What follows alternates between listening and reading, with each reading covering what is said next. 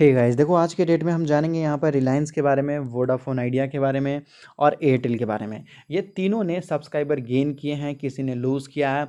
तो किसी के लिए अच्छी खबर है और किसी के लिए बुरी खबर भी है। लेकिन सारे स्टॉक्स आपको प्लस में ही यहाँ पर दिख रहे होंगे। देखो रिलायंस तो वैसे भी मतलब काफ़ी मजबूत और अच्छी कंपनी है। अगर इसके सब्सक्राइबर अगर लूज़ भी होते, किसी तरीके से अगर कुछ सब्सक्राइबर घट भी जाते हैं, तो इनको कुछ ज़्यादा तकलीफ नहीं होगी रिलायंस जैसे कंपनी को, क्योंकि ये लगभग केवल इंडिया को नहीं, बाहर वाले मार्केट को भी कैप्चर करता है।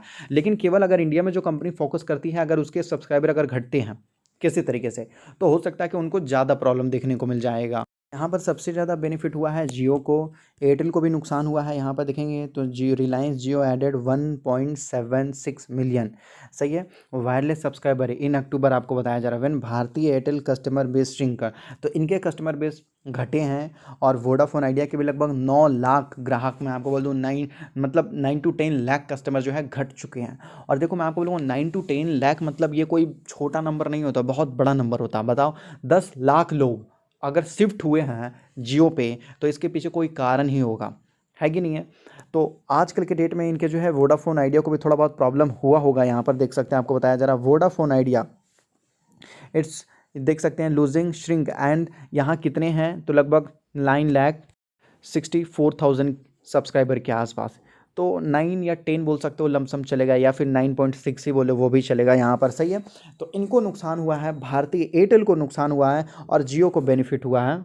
और लगभग जियो की बात करते हैं, जियो में बताया जा रहा है यहाँ पर भी रिपोर्टेड, यहाँ पर देख सकते हैं लूजिंग 19 मिलियन कस्टमर आपको बताया जा रहा है। तो देखो जियो तो अपने आप को संभाल लेगा। और जहाँ तक कि जियो की बात करते हैं, तो जियो, रिलायंस और जियो दोनों यहाँ पर अगर हम मिला देते हैं, तो रिलायंस 90% प्रॉफिट निकालता है और जियो केवल 10% ही प्रॉफिट निकालता है। समझ लो, केवल 10%। और 10% में से यहाँ पर ये जो जा रहा है, तो मैं आपको बोलूँगा कि ज़्यादा नहीं, बस थोड़ा बहुत, मतलब बहुत कम, समझ लो, कोई मतलब बहुत बड़ी प्रॉब्लम नहीं होने वाली। लेकिन अगर ये देख सकते हैं 90% रिलायंस इंडस्ट्री का प्रॉफिट, और दूसरे मतलब इनके भी अलग अलग सोर्स ऑफ इनकम देखने को मिल जाएंगे, वहां से आते हैं।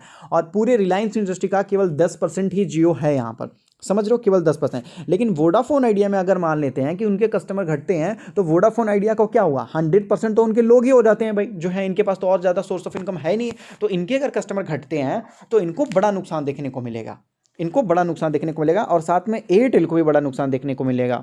तो ये आज के डेट में नंबर आए हैं। तो मेरे हिसाब से लगता है कि आप या तो जियो के ऊपर शिफ्ट हो सकते हो, ये जियो के ऊपर, या तो फिर मैं आपको बोलूँगा कि आप एयरटेल के ऊपर आप शिफ्ट हो सकते हो। क्योंकि मैं आपको बोलूँगा वोडाफोन आइडिया काफ़ी ज़्यादा दौड़ चुका है, तो वो थोड़ा मुझे लगता है कि आप कंसोलिडेट करेगा।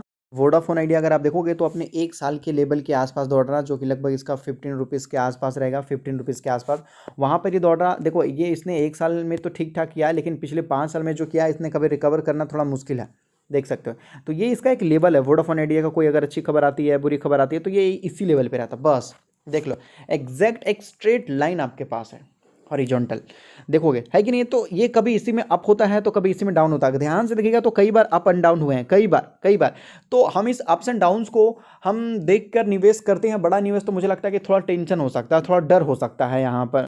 पिछले लाइफ टाइम में अगर हम देखते हैं, तो वोडाफोन आइडिया ने लगभग 73% लोगों को नुकसान दिया स्टार्टिंग से, जब से कंपनी लिस्ट हुई है। जब से कंपनी लिस्ट हुई है, बीच बीच में देखो बड़े बड़े बाउंस बैक आते हैं, बड़े बड़े, एक बड़ी बड़ी उम्मीद आती है, बड़ी बड़ी। लेकिन उसके बाद जब गिरना स्टार्ट होता है ना, तो मतलब लोगों को काफ़ी बड़ा नुकसान हो जाता है, वो भी बहुत कम समय में यहाँ पर। तो मैं आपको बोलूँगा थोड़ा सावधान रहें। जब आज के रेट में टेलीकॉम रेगुलेटरी ने ये चीज़ों जो है सब्सक्राइबर डेटा अनाउंस किया, तो इसी की वजह से ये सारे स्टॉक जो हैं मतलब अप जा रहे थे यहाँ पर। जैसे अगर हम सीधे लैंग्वेज में मैं आपको बताऊं, तो रिलायंस जियो जो है वो कंटिन्यू ग्रो हो रहा, इनका को मतलब कंटिन्यू ग्रो हो रहा है यहाँ पर। अब वोडाफोन आइडिया इस वजह से लगभग ये आज के रेट में 7% दौड़ा है, क्योंकि इनके जो लगभग देखोगे तो यहाँ पर जो बताया जा रहा, इनके जो है सब्सक्राइबर हैं घटे तो हैं, लेकिन लोअर देन सितंबर नंबर। तो जो सितंबर के नंबर आए थे उनसे थोड़े कम हैं। इन वजह से, इसी की वजह से वोडाफोन आइडिया थोड़ा बहुत आज के रेट में अपर में था, समझ लो। और कोई बहुत बड़ी खबर तो नहीं थी यहाँ पर, लेकिन फिर भी इतना तो मानना पड़ेगा कि सब्सक्राइबर घटते हुए ही नजर आए हैं। बाकी मैं आपको बोलूँगा, आप खुद भी कमेंट कर सकते हो कि आपको ये तीनों में से कौन सा स्टॉक ज़्यादा अच्छा लगता है टेलीकॉम में। आपको एयरटेल ज़्यादा अच्छा लगता है, वोडाफोन ज़्यादा अच्छा लगता है, या फिर रिलायंस जियो, आपको क्या सही लगता है, या फिर इससे भी बेस्ट है आपको, तो आप कमेंट कर सकते, बता सकते हो। अगर ज़्यादा सही लगेगा तो मैं उसके ऊपर वीडियो भी बना दूंगा। और अगर आप स्टॉक मार्केट में नहीं, तो अपना डीमैट अकाउंट एंजल में ओपन कर सकते हो, जहाँ पर आप एनएससी बीएससी म्यूचुअल फंड कुछ भी खरीद सकते हो। जो चार्जेस वगैरह रहेंगे बहुत छोटे रहेंगे। डीमैट अकाउंट तो बिल्कुल फ्री, डिलीवरी चार्जेस फ्री, केवल 20 रुपीज़ लगेगा, वो भी इंट्राडे में। तो डिस्क्रिप्शन में लिंक है, मिनटों में जाकर अपना डीमैट अकाउंट वगैरह ओपन कर सकते हैं।